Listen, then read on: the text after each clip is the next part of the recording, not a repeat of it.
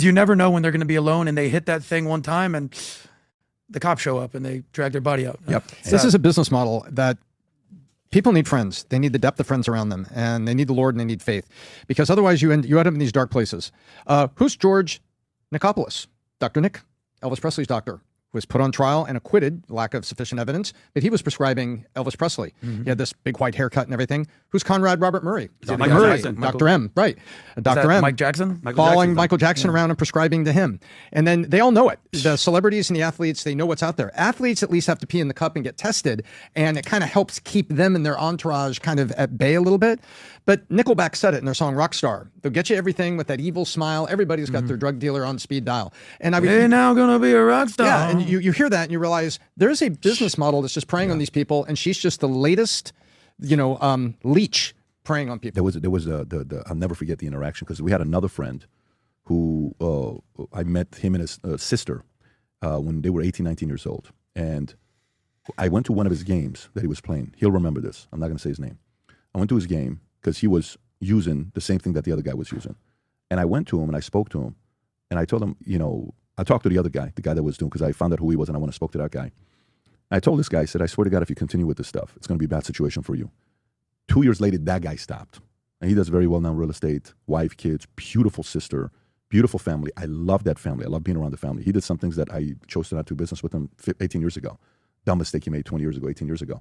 But there are these guys that go around that sell these pills, and they don't know what they're doing, but you're going to destroy someone's life.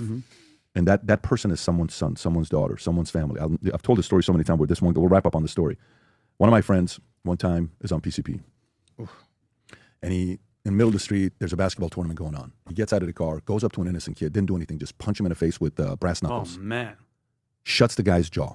30 days, he's eating through a straw. By the way, this is a guy that was never a Christian. He was like one of the crazy kids that I knew from high school. And he says, you have no idea what happened to me. The father of the son shows up to the house. Have I told you this story? The father of the son that he shut the jaw, punch him in the face with a brass knuckle, shows up to his house, knocks on the door. Somebody else opens the door, says, I want to talk to your son. He then comes to the door, looking at the father. He has no clue who this man is. He says, yes, Hopar, like, uncle, what can I help you with? He says, you know who I am? I have no clue who you are. Shows the son's picture. So this is who I am. You did this to my son. He says, I'm not here to do anything to you. I just wanted you to see my pain. Wow. Because one day you're going to have kids. And I would never want you to have the pain that I have right now as a father. But I wanted you to remember this face. Jeez. And the father's in tears. He says, I can't talk to my son for 30 days. Listen, I'm not sitting here telling you I walk on water and the dumb mistakes that I made as a kid and stupid, all this other stuff, because some friends are doing you, so you kind of want to be part of the cool camp as well.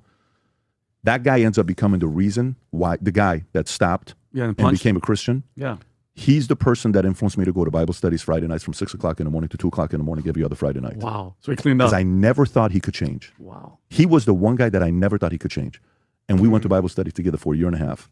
Year and a half later, I'm the guy at Pasadena in Colorado at 25 years old holding up sign John 3:16, Jesus is coming. And the one guy that I told the story of took the 50 Vicodins, me and that guy invited him to Bible study. He came one day, he cried so loud, most painful. We took him to a restaurant called Shakey's in Glendale. I remember We just drove past it the other day. And in Shakey's, it was when at 1 o'clock in the morning, he steps out to go out to the car to get some Vicodin, and we followed him. And he opens the black Mustang, and he opens it up, and I took it away from him. And I'm like, dude, you can't do this. Don't do this to me. No, you can't. No, it's not that one. It's a different one. They actually just shut. We drove by it the other day. We just drove by 5 days ago. You told the story a week ago. This is the story. That's crazy. That's the story, bro. Right across from Conrad's that just shut down. Right where you said there was like so the young. Anyways, man, this is. And by the way, this was one of my favorite people in the world who died, and I miss him every day. So anyway, sometimes the role that we play as friends is to ask, encourage, challenge, push, get involved as much as you can. But at the end of the day, man, they got to want to do it as well. They got to want to. The good solution is just never get involved. Just never get involved. Anyways, gang, great spending time with you guys. Again, reminder, August 27th, for those of you guys that want to come see the campus, you want to see the podcast set, you want to see the studio, you want to see the hangars, you want to see everything that we got going on here. For those of you guys that are going to the Vault Conference, go to vaultconference.com. Again, thevaultconference.com. Get your ticket. Myself, Tony Robbins, Martha Stewart, David Falk at the event. And then if you buy the ticket on August 27th, you can come here, get a private tour from us. And Rob's going to put this link at the top for you guys to have. All you got to do is own a ticket. If you're general, you'll be at the networking event with 400, 500 other people. If you're a platinum executive, you'll get a tour. If you're a founder and CEO, I'll give the tour to you. And we'll have some finger foods and networking and all this other stuff there as well. And anybody that I think it's the first 200 that do buy and register that they'll be attending, you'll be able to bring one guest with you while you come into the event. Anyways, having said that, God bless everybody. We'll do it again on Friday. Take care. Bye-bye. Awesome. Bye-bye.